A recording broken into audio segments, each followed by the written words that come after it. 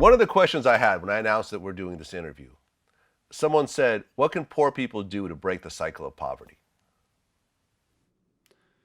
Number one, you got to know that you can break the cycle. The first most important thing is you have to make a decision on breaking this cycle. You know, I wasn't born rich. I was born into the middle class. I realized it did not work. It's a broken system. The middle class is almost as painful as poverty. Constant fear. And so the way to break it is you have to, number one, make a decision. I'm breaking the cycle. And number two, I need to study people that have broken the cycle. Like you just said about you don't advertise. Okay, well, you can brag about it, but it's not a good idea. Right. Nobody in the history of the world ever became big not advertising. Like, you should be wasting money on ads. Everybody should know about Vlad TV. You already got a base of people that want to talk it up for you.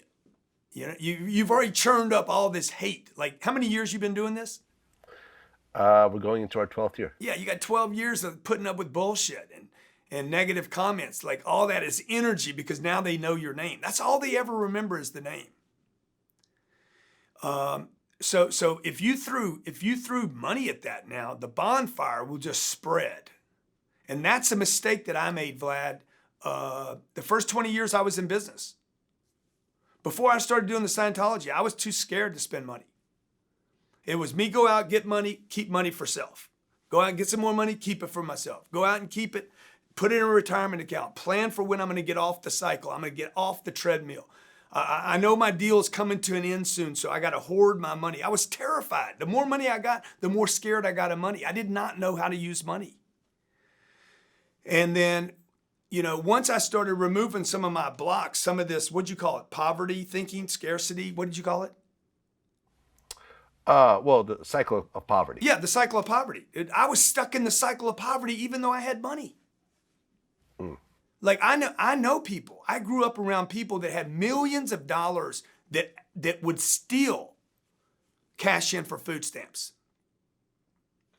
And would go to Macy's every year and get a new card under another name to get a 15% discount. That is a poverty mentality regardless of your bank account. And so, number one, make a decision to break it. Number two, you got to start studying people. You got to start studying people that have broken the cycle, the chains. Bill Gates he was born to a wealthy family, but he broke the cycle of his dad's poverty thinking. His dad was just a rich doctor. His dad was nowhere near the position that Bill Gates has put himself into because Bill had a much bigger, wider think about his responsibility on this planet. Right, because after our interview, after we started posting, I think the first part, and you talked about how when your dad died, he left a life insurance policy that your mom cashed out. Everyone's like, "Oh, see, this is that bullshit. See, this guy started out with a big insurance, payout. He didn't start from the bottom. You can't compare us to this guy. He had a huge leg up over everybody." And it's like, well, okay, maybe you got a little bit of money. No, dude, no, dude. I didn't get any of that money. I was 10 years old. He's just saying in general, your family. Yeah, but we had enough money for my mom to feed us. Right. So if you don't have enough money to eat, man, okay, I had one leg up on you. I mean, I had a bicycle too, so maybe I got you. I really got a fuck on you. I had a bicycle with air in the tires. I had a .22 rifle. Back in Lake Charles, Louisiana, 15 years old, I'm carrying my rifle out in the woods every day shooting shit. So I don't know where we got the ammo from. There must have been some sitting around the house. But it's not like I had any luxuries. I had a roof over my head. The air condition worked. I wasn't in a crack house. I admitted all that. I didn't have a Kanye upbringing. Nobody beat me up every day. My uncle didn't have sex with me. But I watched my mama clip coupons. And I watched my mom, she knew every time the plumber came over, she was going to get screwed.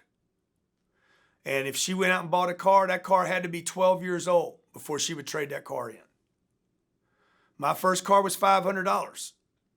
It was a Ford Mustang. So I didn't say I was dirt poor, that I ate worms from the ground in Nigeria. But we were terrified about money, man. We had a little bit of money. My mama had some money, man, but we were scared of it. She didn't tell me when she died at 89 years old, she would still not tell me how much money was in that life insurance. She wouldn't tell anybody, dude, because she was terrified if she told somebody they'd get the money. We lived off of dividends checks that she would get every quarter and Social Security, whatever that was, $300 or $400 every 2 weeks. Yeah, I actually looked up. I went to socialsecurity.gov and I looked up how much my pension is going to be.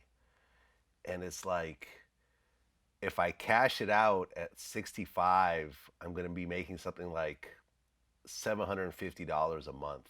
Yeah.